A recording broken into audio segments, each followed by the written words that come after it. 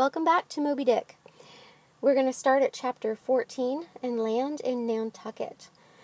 Nantucket is a very brief chapter. Ishmael tells us about the island and its history of being populated or inhabited by the red men or the Indian. And he describes this in very grandiose terms. The red men conquered the oceans of the world, and these other empires and kingdoms may rule different bits and pieces of land, but they're kidding themselves. The real masters of the world are the red men who own the sea, and specifically the Nantucket red men. From there we go to chapter 15, and we learn about chowder, which is more humor, and actually it's a lot like New England even today, but chowder. Chapter 16 is the ship. Pequod informs Ishmael that his idol Yojo has told him that Ishmael must choose the ship they sail on. Ishmael finds this unnerving, but he goes along with it because Yojo won't be persuaded. They meet 3 ships, the Devil Dam, the Tidbit, and the Pequod. And you know which one we end up on. Now, Ishmael tells us the history of the name of the Pequod. He says it refers to the Indian tribe that was massacred and destroyed. That is incorrect. They were not actually completely eliminated, although they were massacred in the 17th century, but some did exist or survive at the time of Moby Dick. I don't know if that's going to be relevant or not, but it's another Ishmael getting history wrong and possibly misdirecting us. We meet the captains of the ship, and we sign on, and chapter 17 is about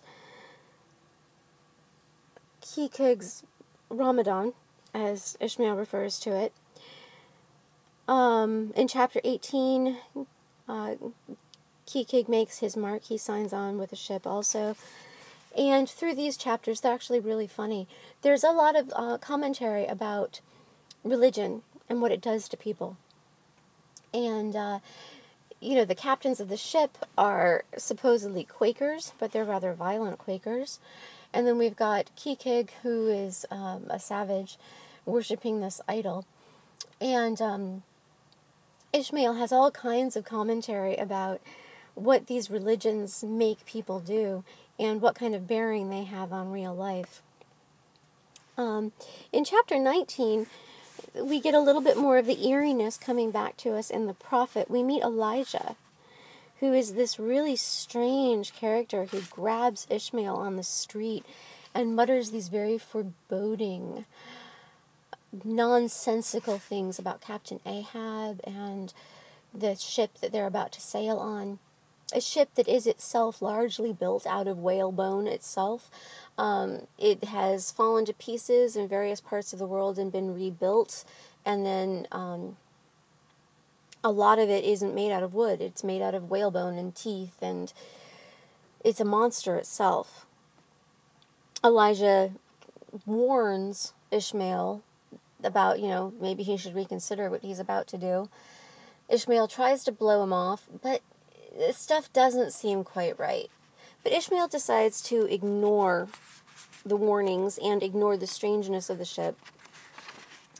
And in chapter 20, in all is stir,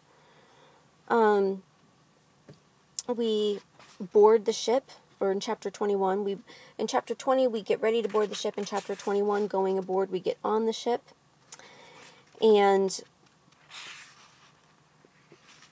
start to head out to sea again.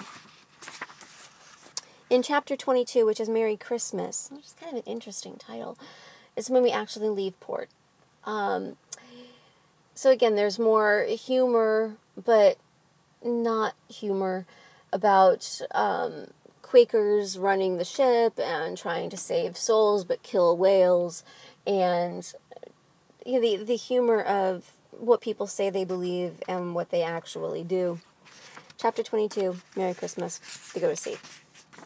Now, chapter 23 is the lee shore, and this is interesting to me because it's another one of those chapters that seems to not have anything to do with anything at all.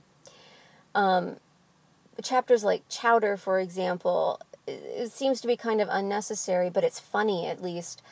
I don't think that any of this is unnecessary. I think that Ishmael and the author are setting the stage. They're trying to set us up as Ishmael was himself when he first got on the ship. So chapters like Chowder, which seem to be kind of unnecessary but funny, they describe what it's like to be, you know, a visitor in an area, but in an area that is still somewhat familiar. So, you know, you've got your New England chowder, your clam chowder, your halibut chowder, this and that. And, you know, he describes going through the process of getting on board and getting ready to leave. And it's all part of the buildup of getting onto a whaling ship. Captain Bildad asks Ishmael, why do you want to go whaling? And Ishmael says, I want to see what whaling is. I want to see the world. And, you know, after he says this to Bildad warns him about Captain Ahab. He warns him about the violence of the whales and the likelihood of not returning at all. And Ishmael just doesn't believe it. But he's got it in his head that whaling is going to show him the way the world really is. And not just the world as civilization, but the way that life really is.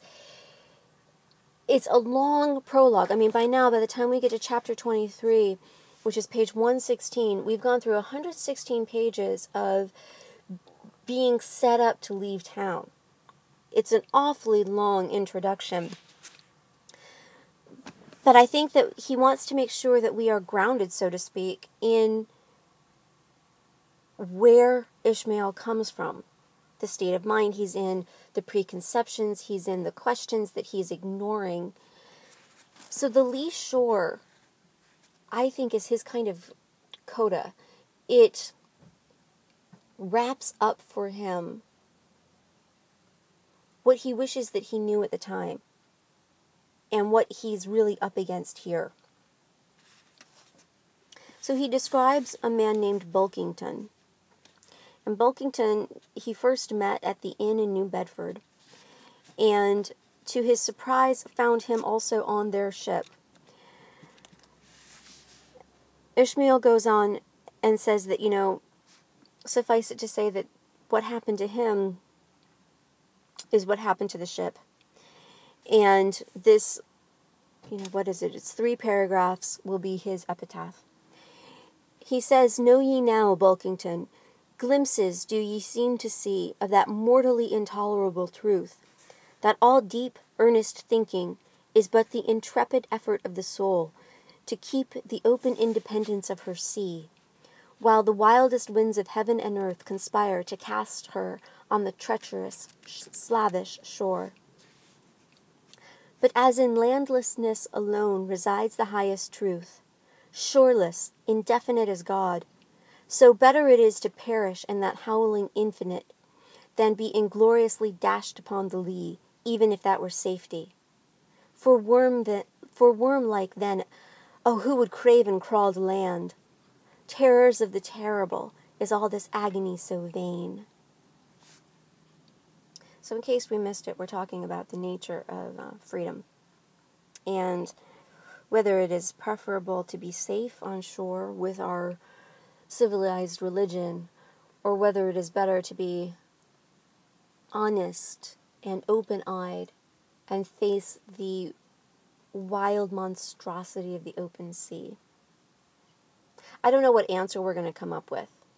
I don't know what specific trauma Ishmael is going to experience or try to describe to us. I don't even know if we should believe anything he says.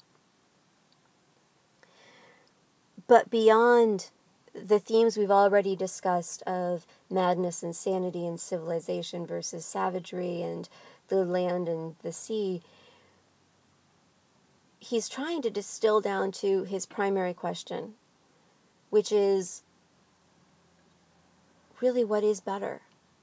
Is it better to be on the shore and safe in our delusions?